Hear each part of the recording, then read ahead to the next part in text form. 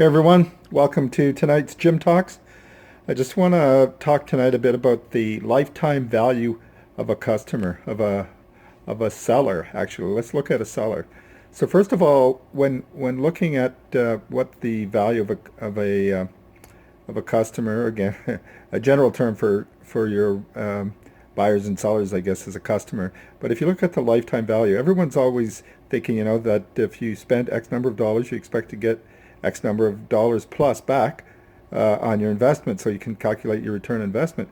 But I think to properly do it, customers in real estate especially stay around for a while, and there's a lot of uh, back end uh, activity as a result of getting a customer. So, for example, let's say the average real estate transaction or the average sale of a house is 300,000.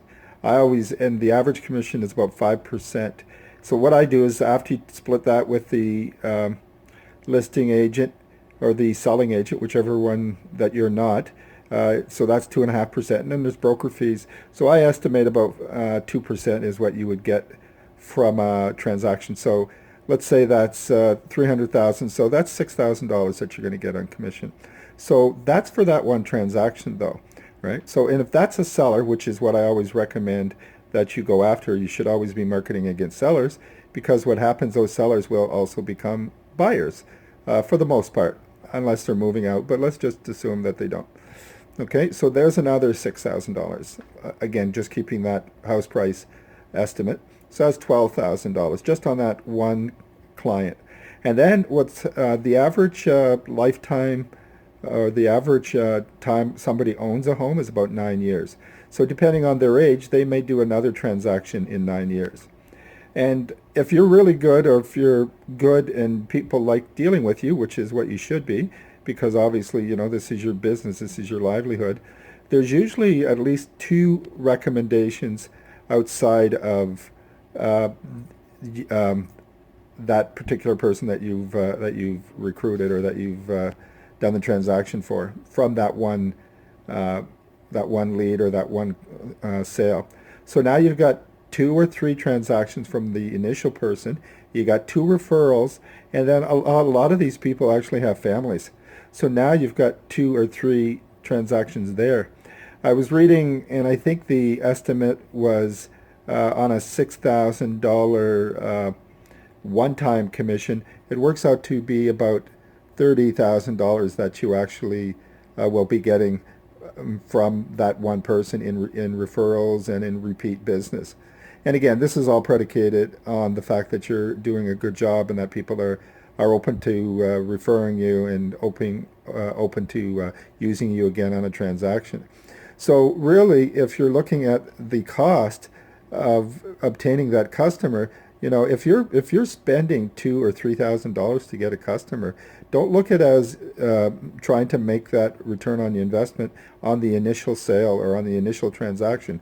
And what I mean about that by that is, if you spend $3,000 or even $4,000 and you end up getting a commission of $5,000 or $6,000, it may not look like you're getting a lot of money on that initial transaction, but it really turns into a much larger commission down the road. And now, obviously, you have to nurture that relationship. So, in the case of your seller you've sold his home, and then now you've bought his home, and you want to keep him or him or her in your database. You want to continue, like I said, nurturing those leads. So, put them on your database and put them in your email list, so that they're getting your up-to-date information.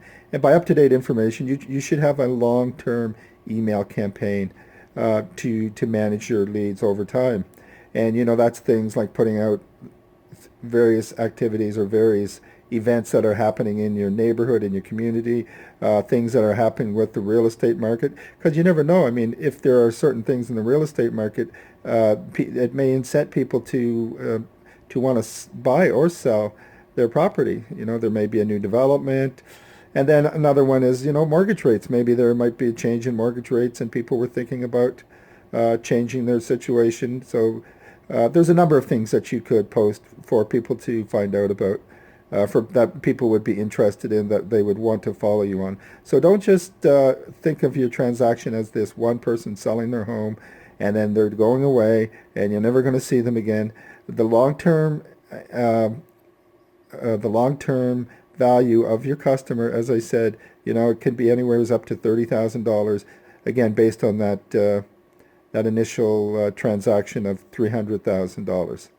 Okay, so really make sure that you understand the lifetime value of your customer, and when you think about the expense, it's a worthwhile endeavor, and don't just think of it as that from that initial transaction.